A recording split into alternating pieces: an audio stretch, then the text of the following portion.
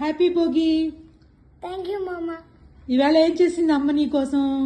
పులిహార, ఇది బొబ్బట్లు అంటారు వాటిని. బొబ్బట్లు, తర్వాత అన్ని. ఓకే ఓకే, అన్నం, పప్పు అన్ని చేసింది. ముందు పులిహార టేస్ట్ చేసి చెప్పు.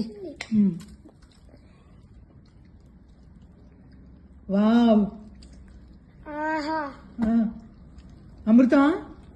అమృతం, అమృతం కన్నా బాగుంది. అమ్మ చేస్తే అంతే మరి. ఇప్పుడు బొబ్బట్టు కూడా చిన్న ముక్క నోట్లో పెట్టుకో.